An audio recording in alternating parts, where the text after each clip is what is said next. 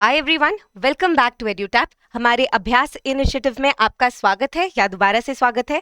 हम इसके थ्रू आपके IIBF मैकमिलन बुक के सारे ही सब्जेक्ट्स के चैप्टर वाइज क्वेश्चंस प्रैक्टिस कर रहे हैं। हर वीकेंड पे आपको हम एक मॉड्यूल के या एक मॉड्यूल के पार्ट के क्वेश्चंस के साथ मिलते हैं। आपके एग्जाम से पहले हम ये सारे चैप्टर्स के डिस्कशन के थ्रू मॉड्यूल्स कवर कर लेंगे। The purpose of this is to help you understand your current level of preparation. इससे आपको असेसमेंट करने में हेल्प होएगी कि किस तरीके के क्वेश्चंस आप एक्सपेक्ट कर सकते हैं, कैसे क्वेश्चंस को फ्रेम करना है अपने माइंड पे अपनी रिवीजन करते वक्त। और इस वक्त क्योंकि ये इजी लेवल के क्वेश्चंस ही माने जाते हैं, अगर आपसे ये सॉल्व हो पा रहे हैं तो आपको अब अपनी गेम को स्टेप अप करना होगा, अच्छी रिवीजन करनी होगी, क्योंकि ये easy to medium level questions 0.5 1 marker में आपको इसकी कोई अडेप्टेशन को देखने को मिल सकती है। और ये बहुत अच्छा सोर्स है आपको किस तरीके से एग्जामिनर सोच रहा है ये असेस कर पाने का और अपनी ये जो लर्निंग है अपनी प्रिपरेशन में इम्प्लीमेंट करने का। So retail banking and wealth management का मॉड्यूल ए, मॉड्यूल बी का फर्स्ट पार्ट मैं आपके साथ ऑलरेडी पिछले वीकेंड्स पे डिस्कस कर चुकी हूँ। आज मैं आपके साथ पार्ट बी डिस्कस करने वाली हूँ। So if you have any problems so far, if you are struggling with completing the syllabus in time, we have a wonderful course for you. You can consider purchasing this using this code JAIIB 75. इससे आपको 75% discount मिलेगा।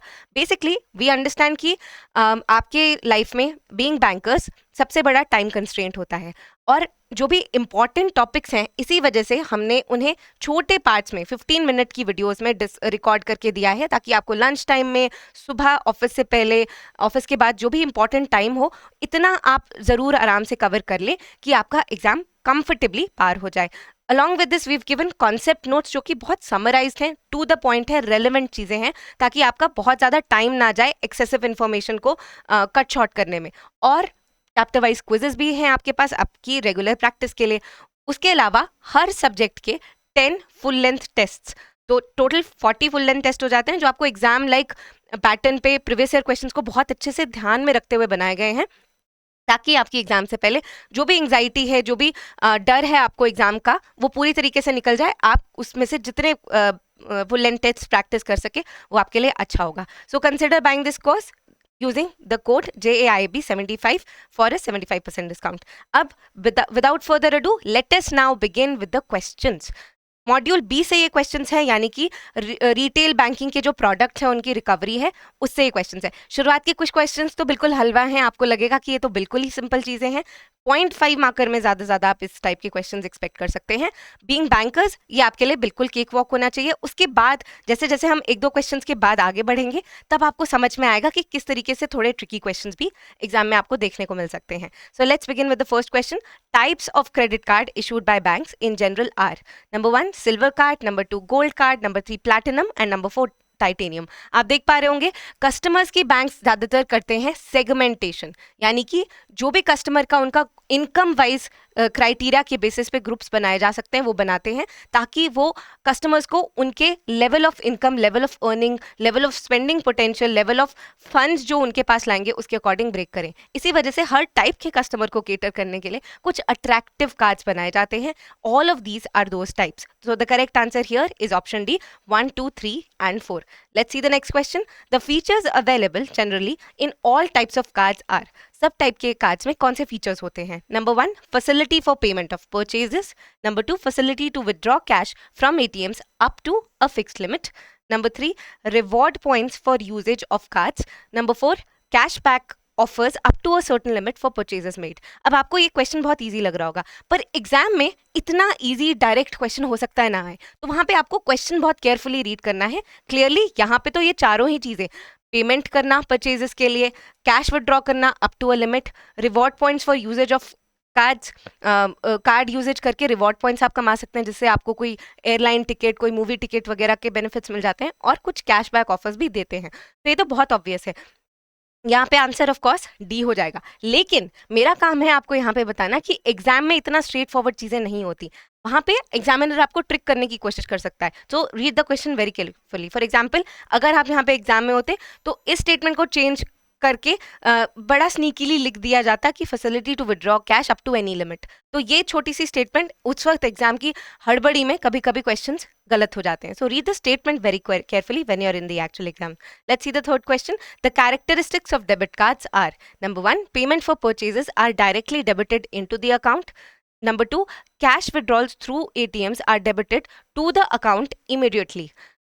Number 3, payments made for purchases will be debited subsequently after a certain period. अब आप देख पा रहे हैं क्या मैं बोल रही थी कि थोड़ा सा ट्रिकी हो जाता है कहीं कहीं पे कुछ क्वेश्चंस।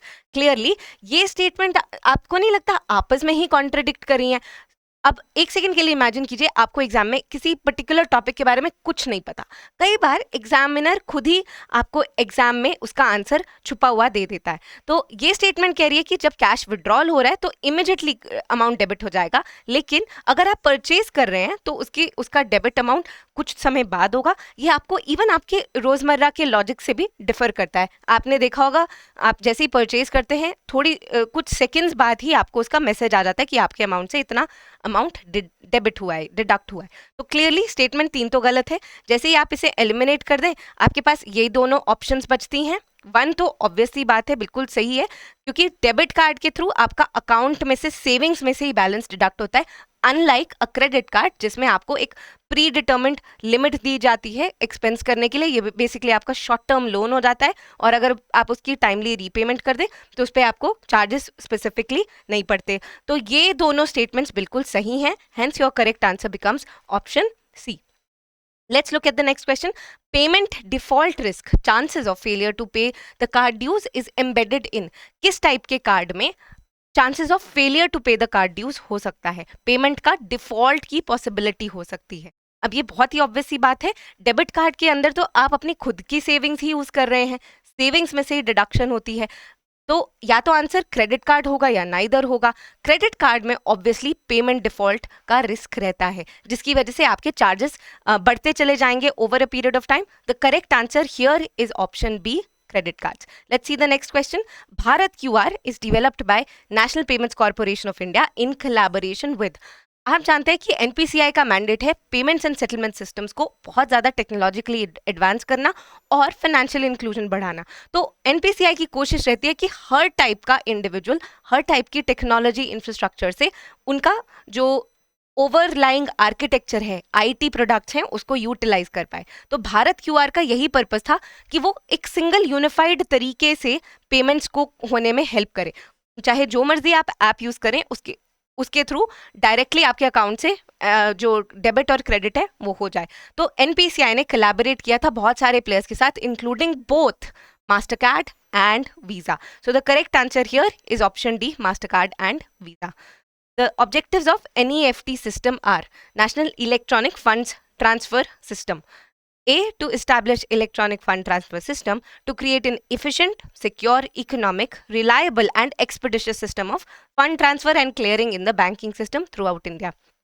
Even आप जनरली देखें तो ये स्टेटमेंट बहुत ही ऑब्वियसली रिलेट कर पा रही है, सिंपल सा ऑब्जेक्टिव लग रहा है जो कि बहुत ही सिंपल सा एक नॉर्मल बैंकिंग के ट्रांसफरिंग का ऑब्जेक्टिव भी है।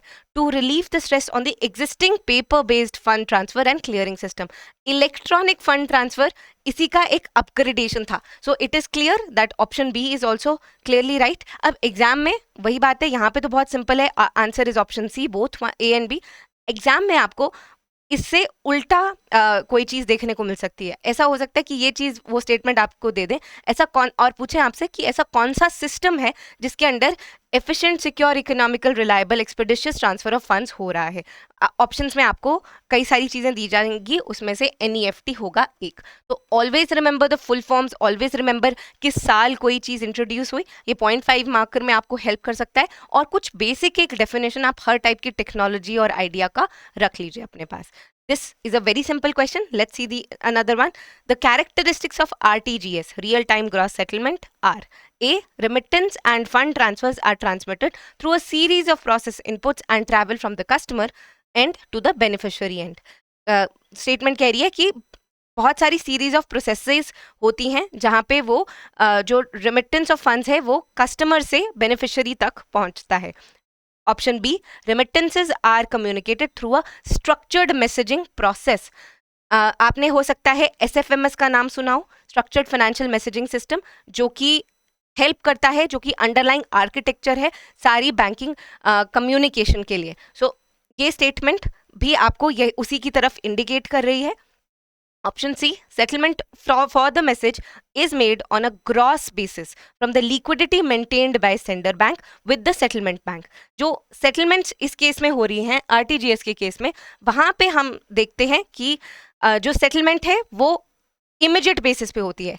अब इमीडिएट बेसिस पे बिफोर इवन डिडक्शन हैपन्स, ये तभी हो सकता है अगर कुछ अमाउंट ऑफ फंड्स अलग से मेंटेन किए जाए। तो ये स्टेटमेंट भी बिल्कुल सही है। आप देख पा रहे होंगे कि ऑप्शंस की वजह से आंसर कहाँ जा रहा है। ऑप्शन डी कह रही है remittances are credited on a dynamic basis and settlement based on a dynamic basis. Dynamic मतलब कंटिन्यूअस बेसिस, हर वक्त लगातार होने वाली प्रोसेसेस। तो डायनामिक बेसिस यहाँ पे बिल्कुल सही है। Real time gross settlements are इसके कैरेक्टरिस्टिक्स, ये सारे ही बिल्कुल सही कैरेक्टरिस्टिक्स हैं आरटीजीएस के। The correct answer here would be all of the above. अगर यही स्टेटमेंट मैं आपको एनईएफटी के केस में बोलती तो ये स्टेटमेंट गलत हो जाती। तो आपको यहाँ पे ये भी समझना है कि किस तरीके से एग्जामिनर सोच के किस तरीके से क्वेश्चन ड्राफ्ट करते वक्त किन चीज़ों का आपको ध्यान रखना है। अगर ये एनईएफटी का स्टेटमेंट होता तो ये डायनामिक बेसिस चेंज होके क्या हो जाता, I am sure you can tell me in the comments. This would become from dynamic to it will become into batch settlement.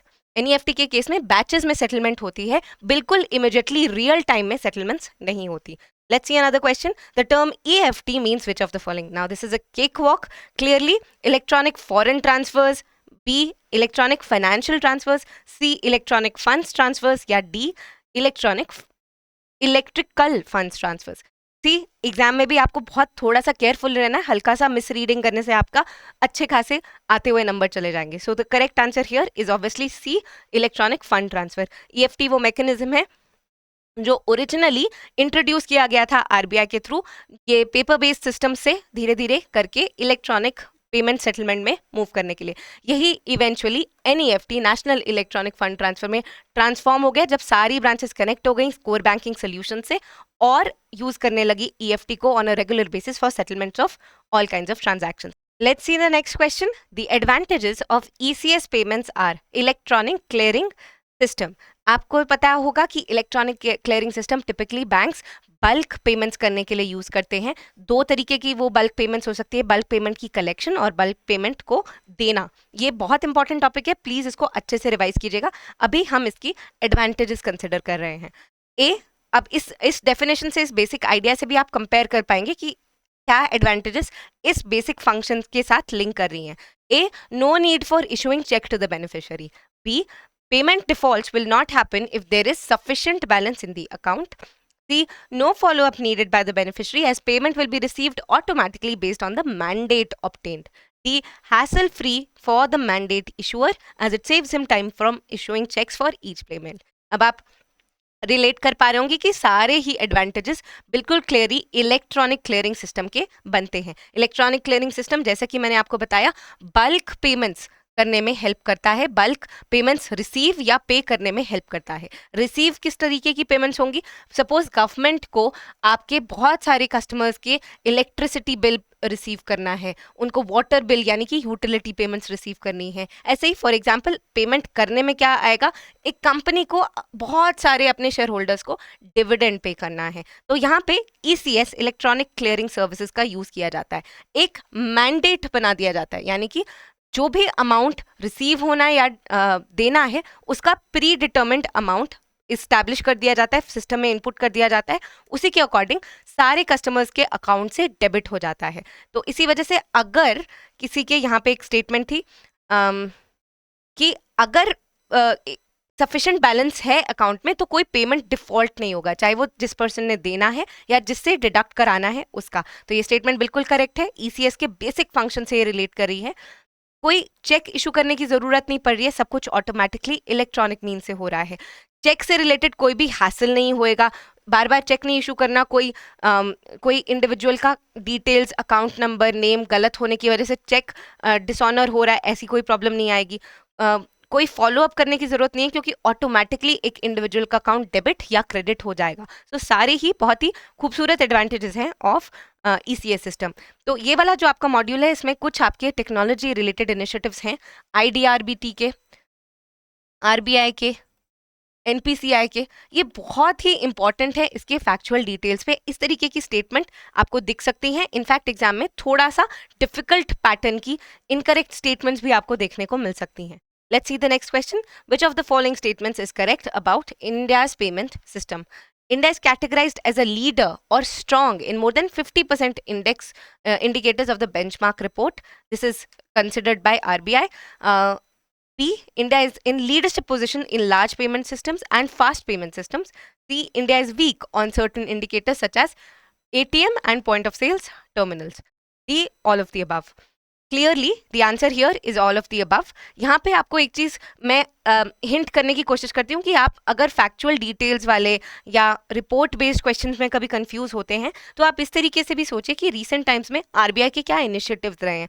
I am sure आपने सुना होगा कि आरबीआई कोशिश करता है पेमेंट इंफ्रास्ट्रक्चर डेवलपमेंट फंड के थ्रू ज़्यादा से ज़्यादा एटीएम्स और पॉइंट ऑफ सेल्स मशीन्स को कस्टमर्स तक एक्सेसिबल कराना, ताकि ज़्यादा से ज़्यादा पॉपुलेशन बैंकिंग सर्विसेज का एक्सेस कर पाए। फिर आपने ये भी हो सकता है पढ़ा हो कि आरबीआई कोशिश कर रहा है कि वाइट लेबल एटीएम्स के थ्रू एटीएम्स को ज़्यादा एक्सेस कराया जाए। तो क्लियरली इतने सारे इनिशिएटिव्स अगर आरबीआई ले रहा है, तो उसके पीछे यही रीज़न है कि जितने एटीएम्स की अवेलेबिलिटी है इस वक्त नंबर ऑफ पर्सन्स के अगेंस्ट वो काफ़ी कम है, तो per capita availability of ATM is very लो।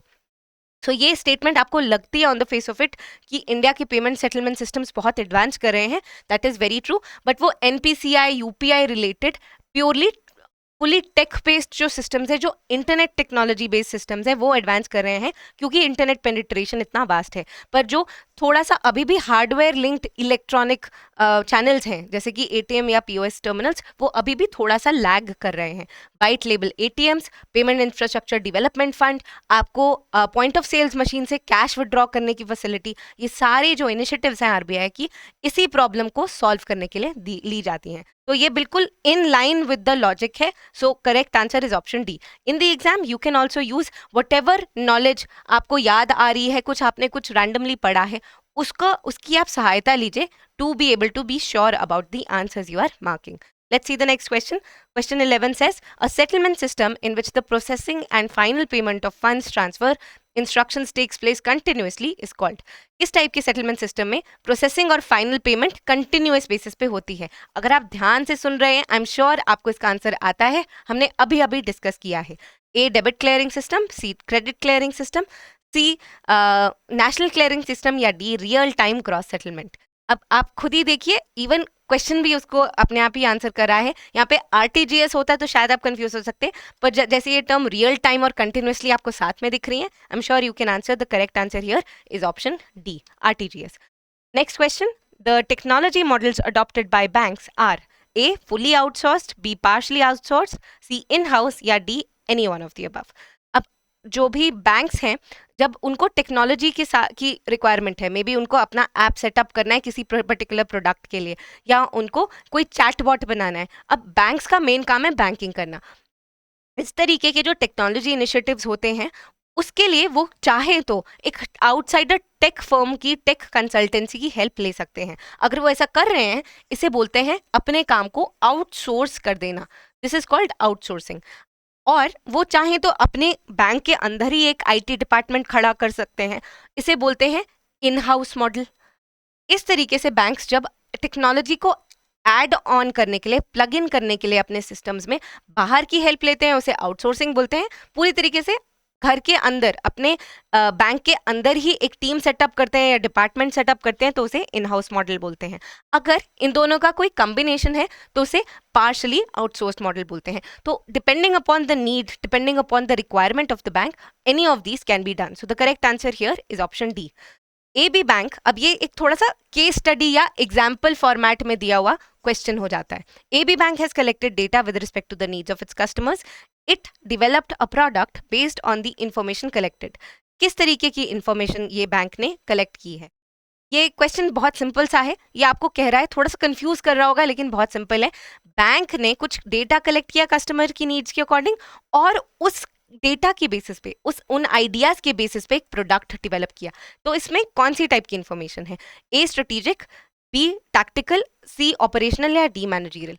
अब आप, अगर आपको ये चीज़ कोई थोड़ा सा भी कंफ्यूज करी है तो आप इन टर्म्स का मीनिंग सोचने की कोशिश कीजिए। कहीं ना कहीं आपने ज़रूर पढ़ा है कि मैनेजरियल प्रोसेसेस होती हैं planning, organising, staffing, directing, controlling से रिलेटेड। इसमें से कुछ भी इस टाइप की एम्प्लॉयज को हैंडल करने की प्रोसेस है ही नहीं, तो मैनेजरियल बाहर चला जाता है। ऐसे ही लॉजिक लगाइएगा एग्जाम में। ऑपरेशनल प्रैक्टिसेस डेली बेसिस की एक्टिविटीज हैं, एवरीडे एक्टिविटीज हैं, so this is also out. Tactical decisions आप लेते हैं इकोनॉमी में सर्वाइव करने के लिए या फिर अपने कंपटीशन से डील करने के लिए, so this is also out. एक बचता है स्ट्रेटेजिक। आपने कभी कभी पूरे जब आपने मॉड्यूल बी पढ़ा होगा तो प्रोडक्ट स्ट्रैटेजी नाम का टॉपिक आपके सामने आया होगा। तो जब भी आप प्रोडक्ट रिलेटेड डिसीजंस ले रहे हैं तो वो एक स्ट्रेटेजिक डिसीजन है। आप चॉइस कर रहे हैं कि कस्टमर की नीड्स को ये पॉइंट्स सेटिस्फाई कर सकते हैं, इस वजह से हम इन नीड्स को केटर करने का ये प्रोडक्ट डिजाइन करेंगे। तो the correct answer in this case becomes option A, strategic information. ये स्ट्रेटेजिक इंफॉर्मेशन है, इससे एक स्ट्रैटेजी डेवलप की जाती है जिसके बेसिस पे एक प्रोडक्ट जो इन स्पेसिफिक नीड्स को केटर करे लॉन्च किया जाता है। Let's see the next question. Very very simple, technology and retail banking are. इसमें आप इंस्टिंक्ट पे भी जा सकते हैं, आपको पता है यहाँ पे करेक्ट आंसर क्या होना चाहिए।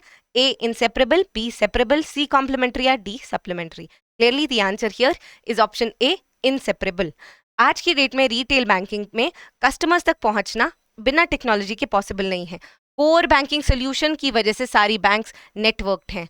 यूपीआई के एनपीसीआई एनपीसीआई के यूपीआई की वजह से आज on the click of a button आप पेमेंट्स और सेटलमेंट्स कर पा रहे हैं। Technology has become fully integrated with retail banking. In fact अगर कोई एनबीएफसी भी कम से कम अराउंड 10 ब्रांचेस अगर एक एनबीएफसी ने भी खोल दी, उनके लिए भी ज़रूरी हो जाता है सीबीएस का पार्ट बनना। तो टेक्नोलॉजी अगर आप ज़्यादा से ज़्यादा कस्टमर्स तक पहुंचना चाह रहे हैं उसके लिए एब्सोल्युटली इसेंशियल है। It is an inseparable part of retail banking in today's world. Let's see the next question. But before that, again, I would like to remind you, if there is anybody here who is struggling with preparations, AFM components, RBWM, IE and IFS PPB सारे ही काफ़ी अच्छे detail में बिल्कुल relevant चीज़ों के साथ covered हैं, important चीज़ों पे एम्फोसिस देते हुए कवर्ड है, जिसकी वजह से आप बहुत जल्दी अपना सिलेबस कोर्स खत्म कर पाएंगे and you will be able to score really well. And I would strongly recommend कि आप प्रैक्टिस इनफ कीजिए ताकि आपको एग्जाम डे कोई भी एंग्जाइटी ना हो। With this let's come to the next question. Question 16 says the Indian Financial Technology and Allied Services has been acquired by. I'm sure ये चीज़ आपको थोड़ा सा कंफ्यूज करेगी, लेकिन अगर आपको इसको याद करने में कभी भी मुश्किल होता है तो याद रखिए, इफ्टास आज की डेट में आरबीआई की 5 सब्सिडरीज में से एक है। IFTAS has been acquired by RBI. Originally IDRBT के इनिशिएटिव पे ये ऑर्गेनाइजेशन डेवलप की गई थी, फिर रिजर्व बैंक ऑफ इंडिया ने इसे एक्वायर कर लिया था। The correct answer here is option C. Let's see the next question. Banking technology is a discipline which deals with A. Finance and risk management, B. Information technology and communication technology, C. Computer science and marketing science, या D. All of the above.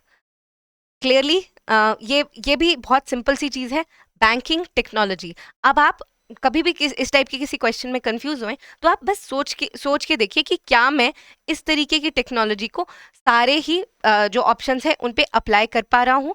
Finance and risk management, एक example अगर आप अपने दिमाग में सोचना चाहें इस वक्त, आई एम श्योर आप पहुंच पाएंगे। क्रेडिट स्कोरिंग मॉडल पे, कस्टमर एनालिटिक्स पे, जो बैंक्स को हेल्प कर रहे हैं एनपीएस को रिड्यूस करने के लिए, इस सब में बैंकिंग टेक्नोलॉजी का हाथ है। इंफॉर्मेशन टेक्नोलॉजी, कम्युनिकेशन टेक्नोलॉजी, सारा बैंकिंग का सेटअप ही वर्क कर रहा है टेक्नोलॉजी के थ्रू।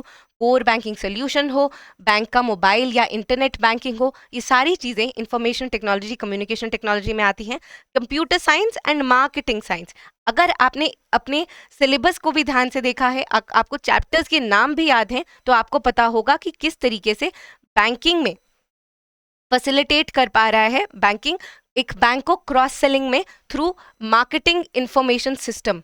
और management information system, customer analytics AI की मदद से बहुत सारे कस्टमर्स की प्रोफाइल बिल्ड की जा सकती है, जो आगे एक बैंक यूज करता है उन्हें correct product, right product at the right time target करने के लिए। तो banking discipline, banking technology in सारी ही चीजों से डील करती है। The correct answer is option D. Let's see the next question. Towards the evolution of banking technology, the first most notable technological advancement in the financial industry was the advent of. अगर आपने evolution पढ़ा है तो ही आप ये अच्छे से answer कर पाएंगे, पर इस तरीके की ऑप्शंस दी गई हैं कि आपको थोड़ा सा आइडिया लग रहा होगा कि काफ़ी ऑड वन आउट टाइप की ऑप्शंस हैं यहाँ पे। A Diners Club credit card, B ATM, C online banking या D mobile banking. The first most notable पूछा है, so the correct answer here, वैसे तो सारी ही नोटेबल है बट ओरिजिन यहाँ पे टेक्नोलॉजी का डाइनर्स क्लब क्रेडिट कार्ड से होता है। बहुत ही इंटरेस्टिंग स्टोरी है इस क्रेडिट कार्ड की। मिस्टर फ्रैंक मैकनमेरा नाम का एक इंडिविजुअल था जो एक दिन डिनर करने निकला और अपना वॉलेट भूल गया, तो उसने इस कॉन्सेप्ट का इजाद किया था कि एटलीस्ट डाइनर क्लब्स में एक कोई कार्ड के फैसिलिटेशन से, न्यूयॉर्क की ये बात है, एक तरीका निकले जिसमें बेसिकली एक कार्ड के थ्रू आप पेमेंट कर सकें, आपका जो भी रिपोर्ट है क्रेडिट की बनती रहे and once a month you can pay off your credit card. तो यहाँ से ये स्टार्ट होता है, फिर इवेंचुअली वीज़ा और मास्टर कार्ड इसे अडॉप्ट करते हैं। बहुत सारे international banks like Citibank, HSBC इसको डेवलप करते हैं। इंडिया में भी इसी प्रोसेस के थ्रू ये आता है। तो ये जो भी एवोल्यूशन है ये हमने काफ़ी डिटेल में डिस्कस की है कोर्स में, इससे क्वेश्चंस आपको देखने को मिल सकते हैं। Diners Club credit card is the correct answer here. Let's see the next question. Out of the following, which one is not the use of artificial intelligence in retail banking? Again, very logical. आपको बस options ध्यान से पढ़नी है। Artificial intelligence एक बहुत heavy technological aid है। यहाँ पे 4 options दी हुई हैं। Let's see which one of them can is not a part of AI. Please not और इनकरेक्ट स्टेटमेंट वाले वर्ड्स को भी ध्यान से आप पढ़ा कीजिए एग्जाम में, क्योंकि कभी कभी सिली मिस्टेक हो जाती है इनकरेक्ट तरीके से जल्दीबाजी में पढ़ने की वजह से। ऑप्शन ए कह रहा है passbook updation kiosk, B chatbot, C cash deposit machine या D teller counter being managed by an employ. Clearly इन सब में से सिर्फ एक जगह है जहाँ पे टेक्नोलॉजी का कोई यूज ही नहीं हो रहा, प्योरली टेलर। एटीएम भी आपका ऑटोमेटेड टेलर मशीन होता है। तो टेलर मतलब लिटरली अगर एम्प्लॉय खुद से एक काउंटर को मैनेज कर रहा है, उसमें कोई एआई का या टेक्नोलॉजी का कोई हाथ नहीं है। So the correct answer here is option D. Passbook updation kiosk आपके जो सेटलमेंट्स हैं उनके बेसिस पे आप ऑटोमेटिकली उससे असिस्टेंस पा सकते हैं। चैटबॉट आजकल फॉर एग्जांपल एसबीआई का सिया जो चैटबॉट है वो कस्टमर्स को असिस्ट कर देता है उनकी बेसिक बैंकिंग क्वेरीज में। कैश डिपॉजिट मशीन भी आज की डेट में अवेलेबल है एटीएम काउंटर्स के साथ ही, जहाँ पे आप टेक्नोलॉजी का यूज करते हुए बिना ह्यूमन इंटरैक्शन के अपना कैश डिपॉजिट भी करा सकते हैं। So the correct answer here is option D. Let's see the next question. Default in repayment in credit cards and personal loan segments is mainly due to a genuine defaults due to reasons beyond borrower's control, B willful defaults where default is intentional। 2 तरीके के major defaults होते हैं जो credit card या personal loan या किसी भी for that matter bank के एसेट प्रोडक्ट यानी कि लोन प्रोडक्ट जिस पे उनको इनकम मिल रही है हो सकता है।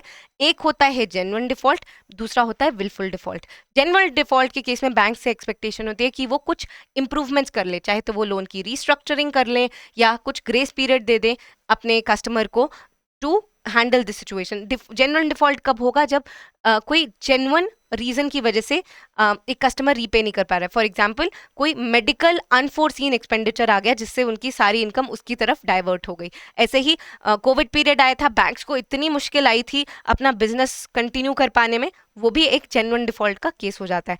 विलफुल डिफॉल्ट तब होता है जब इंटेंशनली एक कस्टमर अवॉइड कर रहा होता है पेमेंट करने का, यानी कि उसके पास कैपेसिटी है पेमेंट करने की, उसके बावजूद वो ट्राई कर रहा है कि किसी तरीके से बैंक का नुकसान हो जाए और उसको इस लोन की भरपाई ना करनी पड़े। तो विलफुल डिफॉल्ट के केस में एक बैंक प्रोसीड कर सकता है, जो भी लीगल प्रोसेस है उसे स्टार्ट कर सकता है और एक कस्टमर से फंड्स निकलवाने की पूरी कोशिश कर सकता है, सिक्योरिटी को जब्त कर सकता है after following the right procedure. दोनों ही पॉसिबल रीजंस हो सकते हैं डिफॉल्ट के। The correct answer here is C, any one of the above. Let's see the next question. Recovery of loans through lok adalats can be resorted to by banks up to a limit of. अब ये question आपका एक बहुत clear direction देता है आपको कि किस तरीके का फैक्चुअल क्वेश्चन आपको रिकवरी से आ सकता है। इस केस में आंसर लोक अदालत में मैक्सिमम लिमिट है 20 लाख की फॉर रिकवरिंग लोन्स। लोक अदालत बेसिकली एक फोरम है जहाँ पे जो आपका डेटर है और बैंक है, यानी कि कस्टमर है और बैंक है, वो दोनों साथ में बैठते हैं एक टेबल पे और आपस में बात करते हैं कि रीजन समझते हैं एक दूसरे की, why do they want to initiate legal proceeding. इससे पहले की बात कोर्ट तक जाए या फिर अगर कोर्ट पहुंच गई है तो कोर्ट भी डायरेक्ट कर सकता है कि आप लोक अदालत जाएं और आपस में बातचीत करके, इस बातचीत की प्रोसेस को आप बोलते हैं मीडिएशन। मीडिएशन करके, बातचीत करके एक कॉमन सोल्यूशन पे आए। ये बहुत ही पॉजिटिव प्रोसेस मानी जाती है। इसके थ्रू जो कंपैरेटिवली छोटे लेवल के डिफॉल्ट्स होते हैं अप टू 20 लाख रिजॉल्व करने की कोशिश की जा सकती है। तो the correct answer here is option C. Let's see another question. यहाँ पे मैं आपको एक और चीज बता दूं कि आपको कोशिश करना है कि जितने आपके लॉज दिए गए हैं रिकवरी रिलेटेड, चाहे वो डेट रिकवरी ट्राइब्यूनल्स के थ्रू हो, आईबीसी के थ्रू हो, सारफा इजी एक्ट के थ्रू हो, आपको वहाँ पे अमाउंट्स, मिनिमम और मैक्सिमम लिमिट्स जरूर याद करके जानी है। इससे क्वेश्चन आने की काफी चांसेस हो जाते हैं। Let's see another question. The terms and conditions for repossession as per the recovery policy should contain the following provisions. इनमें से कौन सी प्रोविजन एक बैंक की रिकवरी पॉलिसी का पार्ट होने चाहिए? A. Notice period before taking possession. B. Circumstances under which the notice period can be waived. The procedure for taking possession of the security. या D. A provision regarding the final chance to be given to the borrower before the sale or auction of the property. या E. None of the above. All of the above. अब ये question बहुत ही simple सा है। आप logic लगाएंगे कि RBI ने डायरेक्ट किया हुआ है हर बैंक को अपनी क्लियर कट रिकवरी पॉलिसी होनी चाहिए और उसे वेबसाइट पे भी पब्लिश करना है, ताकि कस्टमर्स को एग्जैक्टली पता हो कि अगर उनका गलती से डिफॉल्ट होता है या वो कोशिश करते हैं इस तरीके का डिफॉल्ट करने की, तो उनकी सिक्योरिटी को किस तरीके से, क्या लीगल प्रोसीजर्स फॉलो किए जाएंगे, क्या टाइमलाइंस रहेगी इस तरीके की प्रॉब्लम को रिजॉल्व करने के लिए। तो नोटिस पीरियड देना ये बहुत ही ऑब्वियस सी बात है, एक बैंक का लीगल रिक्वायरमेंट है नोटिस पीरियड देना पोजेशन करने से पहले।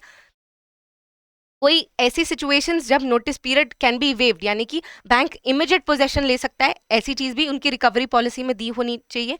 फिर क्या प्रोसीजर रहेगा पोजेशन लेके उसको ऑक्शन वगैरह कराने का, और कैसे फाइनल चांस दिया जाएगा। इनफैक्ट ऑक्शन पब्लिकली अनाउंस होने तक भी अगर कस्टमर कुछ परसेंटेज ऑफ ड्यूज अपने पे कर दें तो बैंक रुक जाता है पोजेशन लेने से। ये चीज सारफा इजी एक्ट में फॉर एग्जांपल दी गई है। तो हर लॉ की प्रोविजन थोड़ी सी डिफरेंट है और बैंक को ओवरऑल एक रिकवरी पॉलिसी बनाते वक्त किस तरीके से, किस लॉ के किस प्रोसीजर को वो फॉलो करेगा, what is the first expectation of a bank, किस अप्रोच को सबसे पहले रास्ता वो अपनाएगा, ये सारी चीज़ें उसे रिकवरी पॉलिसी में मेंशन करनी होती हैं। इनफैक्ट वो जो मसल हायरिंग वाला प्रॉब्लम है कि वो डायरेक्ट एजेंट्स हायर कर लेते हैं ताकि वो रिपोजेशन हो जाए, इस तरीके की प्रॉब्लम्स और किस तरीके से बैंक उसको रिजॉल्व कर रहा है, अपनी रेपुटेशन मेंटेन कर रहा है, ये सब चीज़ें भी रिकवरी पॉलिसी का पार्ट होती हैं। The correct answer here is option E.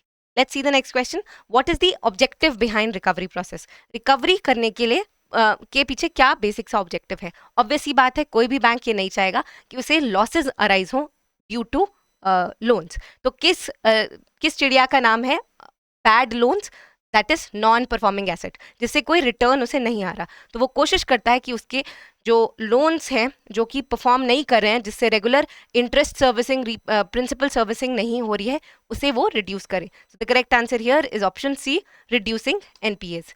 Let's see the next question. Which of the following is not a step towards conversion of data into a decision? ये आपका मैनेजमेंट इंफॉर्मेशन सिस्टम MIS का process का part है। Basically MIS technology management को integrate करता है इस तरीके से कि इंफॉर्मेशन जो है उसकी अच्छी प्रोसेसिंग होके वो मैनेजमेंट की डिसीजन मेकिंग में हेल्प करे। तो क्या ऑब्वियस सी बात है, जैसे ही आपको इस तरीके का कोई क्वेश्चन आए, आपको लिंक करना है उसको राइट टॉपिक से, वो टॉपिक आपको बता देगा कि उसका क्या आंसर होना चाहिए। प्रोसेस जो मैंने चीज़ डिस्क्राइब की MIS उसका पार्ट है, that is correct. B information, वो भी उसका पार्ट है।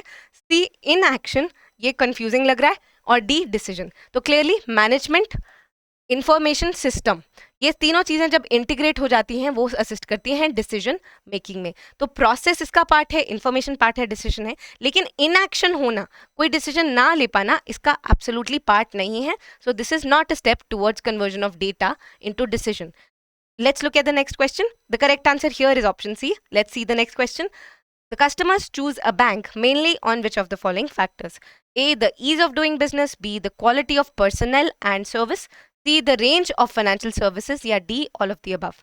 Customers सारी ही चीज़ों को ध्यान में रखते हुए एक बैंक चूज करते हैं. एक बेसिक सी बात है, कस्टमर्स चाहेंगे कि उनका काफ़ी ease of doing business maintain रहे, वो जो भी उनकी इंटरेक्शन है बैंक्स के साथ वो एक स्मूथ प्रोसेस में फ्लो करे, उनकी नीड्स को सेटिस्फाई करते हुए कस्टमर की बैंक उन्हें प्रोडक्ट्स रेकमेंड करे या क्रॉस सेल करे. The quality of personal and service is a major factor. एक कस्टमर को कैसा फील आता है, यही हमने बैंकिंग चैनल में देखा है. बैंक चैनल ऑप्टिमाइजेशन का जो आइडिया है वो ये कोशिश करता है कि जिस टाइप का कस्टमर है उसे उसी की नीड्स के अकॉर्डिंग एक रास्ता मिले बैंक से इंटरेक्ट करने का, चाहे वो इंटरनेट मोबाइल बैंकिंग है टेक सेवी कस्टमर्स के लिए या फिर बैंक ब्रांच या actual business correspondent bank facilitator है for the purposes of physical channels. ऐसे ही रेंज ऑफ फाइनेंशियल सर्विसेज जो भी बैंक्स ऑफर कर रहा है, क्या वो सारी चीज़ें उसकी नीड सेटिस्फाई कर रही हैं. बेसिक बैंकिंग एक्टिविटीज़ के अलावा कुछ एडिशनल फाइनेंशियल एक्टिविटीज़ जैसे investment, sovereign gold bonds, mutual funds, insurance, ये सभी तरीके की एक्टिविटीज़ एक बैंक से कस्टमर को अच्छे से रिलेट करा पाने में हेल्प करती हैं. So the correct answer here is option D, all of the above. Let's see the next question. The factors affecting the issues related to MIS are mainly A, humanistic, B, organizational, C, environmental. ये बहुत ही simple सी चीज़ है. Management information system, ये सारी चीज़ें जो integrate हो जाती हैं तब आपका बनता है MIS. MIS में मैनेजमेंट अगर उसका पार्ट है तो ह्यूमनिस्टिक फैक्टर्स तो इम्पैक्ट करेंगे ही, सिस्टम है तो ऑर्गेनाइजेशनल फैक्टर्स भी इम्पैक्ट करेंगे, और इंफॉर्मेशन है जो कि कस्टमर रिलेटेड हो सकती है, एनवायरमेंटल रिलेटेड हो सकती है, तो सी भी इसका पार्ट है ही. मैं आपको कुछ एग्जांपल्स देती हूँ. ह्यूमनिस्टिक फैक्टर्स यानी कि सपोज डेटा एंट्री में या फिर किस तरीके से ये सिस्टम को यूटिलाइज कर पा रहा है, कितना अच्छे से स्टाफ ट्रेंड है, ये ह्यूमनिस्टिक फैक्टर हो गया जहाँ पे ह्यूमन इम्पैक्ट आ रहा है. ऑर्गेनाइजेशनल फैक्टर्स, ऑर्गेनाइजेशन का कल्चर कैसा है, कितने वो विलिंग है अडॉप्ट करने में MIS को, किस तरीके से डिपार्टमेंट्स आपस में कोऑर्डिनेट करते हैं, कैसा स्ट्रक्चर है ऑर्गेनाइजेशन का, this is a part of organisational factors. Then you have environmental factors यानी कि क्या चीज़ें इन्फ्लुएंस कर रही हैं एक पर्टिकुलर ऑर्गेनाइजेशन के MIS को. ये सारी ही चीज़ें MIS का पार्ट हो जाती हैं और इससे रिलेटेड इश्यूज अफेक्ट कर सकते हैं नेगेटिवली एक MIS को. So the correct answer here is option D. Let's see the next question. Which of the following statements is appropriate in respect of securitization process? Now securitization, I know आपको देख के डर लगता है, but इसका simple सा process है, मैं अभी आपको डिस्कस करूंगी. Number 1, the lender first selects the assets they want to securitize. The issuer, that is the special purpose vehicles, makes payment to the lender for the loans securitized. Number 3, the assets are converted into a pool of securities by the lender for the purpose of issuing pass-through certificate. Number 4, pass-through certificate are sold to other investors who are willing to invest. यहाँ पे ये चारों ही statements correct हैं. ये basic सी process है securitisation की. Securitisation का basically मतलब ये है, एक बैंक के पास ये कई सारे लोन प्रोडक्ट्स पड़े हैं इंडिविजुअली और ये बिल्कुल लिक्विड नहीं है, उससे उसको एक्सपेक्टेशन है रिटर्न्स आएंगे. अगर ये बैंक ये सारे प्रोडक्ट्स लेके एक एंटिटी के पास दे देता है जो इससे एक सिक्योरिटी पेपर बनाता है. अब यहाँ पे इस सिक्योरिटी पेपर का नाम है पास थ्रू सर्टिफिकेट. ये सिक्योरिटी पेपर ये स्पेशल पर्पस व्हीकल बनाती है क्योंकि बैंक इसका रिस्क अंडरटेक नहीं कर सकता. जो SPV के पास उसने दूर कर दिया अपना, अगर कोई भी प्रॉब्लम हो जाती है इसका रिस्क, तो ये सारी सिक्योरिटीज को कंबाइन करके ये SPV एक सिक्योरिटी बनाती है जो है पास थ्रू सर्टिफिकेट. और इस सर्टिफिकेट को इस टोटल वैल्यू के बेसिस पे ये सर्टिफिकेट्स बनते हैं और इन्हें बेच दिया जाता है आगे इन्वेस्टर्स को. अब इन्वेस्टर को क्या मिलेगा, इससे रेगुलर जो भी इंटरेस्ट सर्विसिंग हो रही है उसका रिटर्न जाएगा इन्वेस्टर को. तो इससे एक लिक्विडिटी आ जाती है जो एग्जिस्टिंग लोन्स हैं. इसी प्रोसेस को सिक्योरिटाइजेशन कहते हैं कि आइडल लोन्स आपने बेसिकली एक सिक्योरिटी पेपर में कन्वर्ट कर दिए हैं और अब ये सिक्योरिटी ओपन मार्केट में ट्रेड हो सकती है. तो ये चारों ही स्टेटमेंट्स बिल्कुल सही हैं. यही प्रोसेस बता रहा है. लेंडर ने चूज किया कि उसके जो लोन्स हैं उसमें से क्या वो सिक्योरिटाइज करेगा, क्या वो आगे एक SPV को देगा जो आगे इसका सिक्योरिटाइजेशन करेगा. फिर SPV इसकी पेमेंट कर देती है लेंडर को और ये लोन्स को सिक्योरिटाइजेशन करते हैं through a pass through certificates. फिर ये पीटीसी आगे इन्वेस्टर्स को इशू कर दिया जाता है जो इससे इनकम जनरेट करते हैं। So the correct answer here is option D. Let's see the next question, what does securitisation mean? अब इस पूरी डिस्कशन के बाद I am sure you can easily answer this question. Option A, disposal of securities towards recovery of loan overdue. Option B, pooling individual loans and selling as a package. Option C, trading in securities and other market instruments. या D, issuing new securities for a bank to raise money for lending. Clearly disposal of securities बिल्कुल गलत है statement. हमने अभी देखा कि bank basically सारी अपनी सिक्योरिटीज को पूल कर रहा है, इकट्ठा कर रहा है, आगे ट्रांसफर कर रहा है एसपीवी को, वो इसकी सिक्योरिटी क्रिएट कर रही है in the form of pass through certificate. ये इसके अलावा बॉन्ड भी क्रिएट किया जा सकता है और वो दिया जा रहा है इन्वेस्टर को जो अर्न करेगा इससे आने वाला रिटर्न। तो pooling of securities is the correct option in this case. The correct answer is option B. Let's see the next question. Securitization can be affected for A, standard assets only, B, rated accounts only, C, standard and substandards only, या D, all of the above. अब अभी जो मैंने process discuss किया उसमें जो भी loan है जिससे रिटर्न की एक्सपेक्टेशन है वो भी हो सकता है। अब ये बैंक खुद चूज करेगा किस टाइप की वो सिक्योरिटी की सिक्योरिटाइजेशन कर रहा है। इनफैक्ट आपने बैड बैंक का अगर कॉन्सेप्ट सुना है तो आप जानते हैं कि ये जो प्रोसेस है purely for a non performing assets और या फिर कोई ऐसे असेट्स जो थोड़े रिस्की असेट्स होते हैं उनके लिए भी किया जाता है। Just by involving another bank, a bank offloads अपनी सारी जो प्रॉब्लमैटिक सिक्योरिटीज होती हैं उन्हें ऑफलोड कर देता है, अपनी बैलेंस शीट से दूर कर देता है और फिर बैड बैंक उन्हें मैनेज करता है। तो ये प्रोसेस भी सिक्योरिटाइजेशन ही है। तो हर टाइप का एसेट सिक्योरिटाइज कराया जा सकता है। The correct answer is option D, all of the above. Let's see the next question. NARCL, अभी हम बैड बैंक की चर्चा कर रहे थे, here it is. NARCL which is the bad bank which is aimed at reconstructing the assets of banks for ensuring कि उनकी balance sheet clear हो जाए, क्लीन अप हो जाए, उनको प्रोविजन ना मेंटेन करनी पड़े और वो अच्छी लेंडिंग कर पाए। इसका जो पर्पस है ये इस पर्पस से बनाई गई है। कौन किसने सेटअप की है? तो आप यहाँ पे ज़रूर कंफ्यूज होंगे क्योंकि आपको वो बजट की अनाउंसमेंट याद आ रही होगी जिसमें बोला गया था कि NARCL और IDRCL सेटअप की जाएंगी, लेकिन यहाँ पे सेटअप का मतलब क्या है कि किसकी होल्डिंग है, शेयर होल्डिंग किसकी है। तो करेक्ट आंसर यहाँ पे ऑप्शन सी है, बाय बैंक्स। NARCL में ज़्यादा 51% होल्डिंग्स पब्लिक सेक्टर बैंक्स की है और IDRCL जो इसके लिए हुए एसेट्स को आगे एक्चुअली में मैनेज करेगी उसमें 51% प्राइवेट बैंक्स की होल्डिंग है। तो this is about the topics from your book from your course. आपके मॉड्यूल बी के सारे अब तक सारे क्वेश्चंस डिस्कस हमने कर लिए हैं। प्लीज़ आज जो आपने लर्निंग्स डिराइव किए हैं इसे रिवीजन में इंप्लीमेंट जरूर कीजिएगा। जो भी मैंने टॉपिक्स पे एम्फेसिस दिया है, जिस टाइप के क्वेश्चंस पे एम्फेसिस दिया है, जो आपको कुछ चीज़ें ध्यान में रखने को बोली हैं उन्हें प्लीज़ इंप्लीमेंट कीजिएगा। And again, if you have any requirement for if you're struggling with any of these subjects, if you need to practice a few questions, you can think about purchasing this course using this code. Please don't forget to use this code. Important है, 75% आपको discount तभी मिलेगा जब आप ये code JAIIB75 use करेंगे। तो all the very best, keep continuing practicing. Thank you for watching. I will see you next weekend with module C, which is going to be a very, very interesting module. I will see you in the next class.